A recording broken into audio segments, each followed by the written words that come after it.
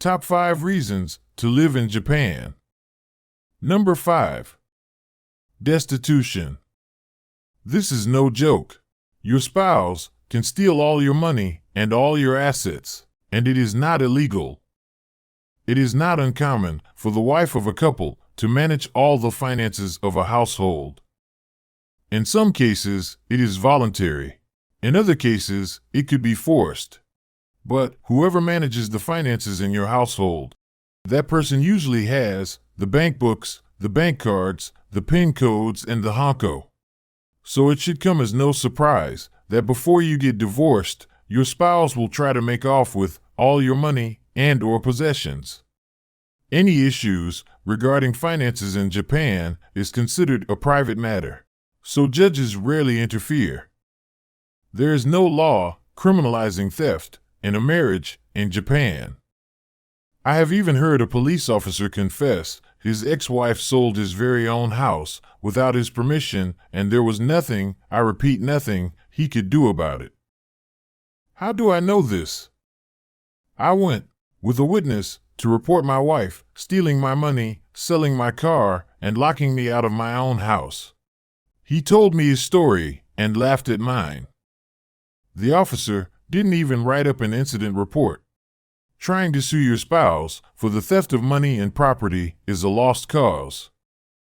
So unless you have irrefutable evidence of the theft, and even then, sometimes, that does not even help, you will waste your time and money trying to get any of it back. The family court system in Japan is backed up with so many civil suit cases that it can take more than 5 years to reach a resolution. In the meantime, you are destitute, and unless you have a steady job to keep you going, you will never see justice. Top 5 reasons to live in Japan. Number 4. Domestic violence, power harassment. Domestic violence is not only rampant in Japan, but it goes largely ignored by the police. There are laws in Japan to protect people. But again, the police mainly see this as a private, domestic issue. Firstly, women will have the hardest time in Japan. Japanese men think they can get away with anything. An acquaintance told me of how her husband put hidden cameras all over the house and recorded himself escalating a fight with this American woman. Naturally, she defended herself. Her Japanese husband kidnapped their children and registered himself as a victim of domestic violence. And he used the footage to show that this woman is violent and that he feared for his life. It is not uncommon for Japanese husbands to abuse their wives, not just physically, but emotionally. Japan has a senpai, kohai culture.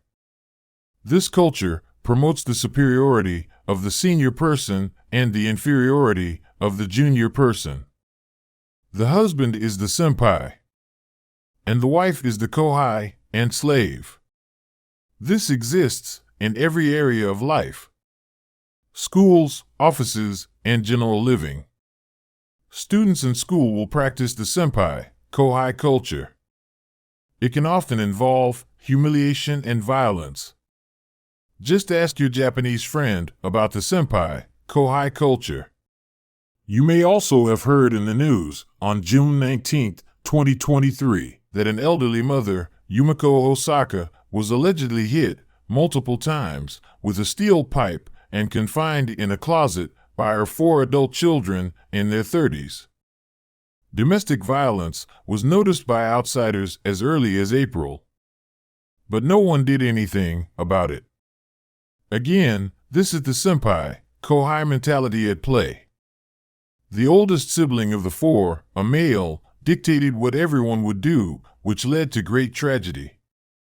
What is worse, violence against men is horrific.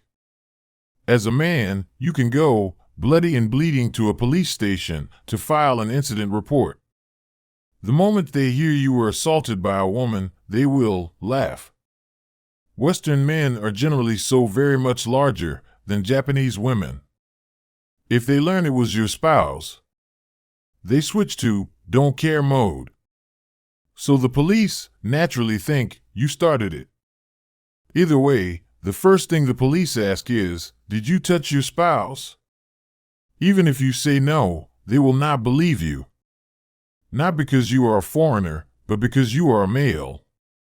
After you return home, your wife may ask you if you had fun at the police station. She knows no one will ever take you seriously.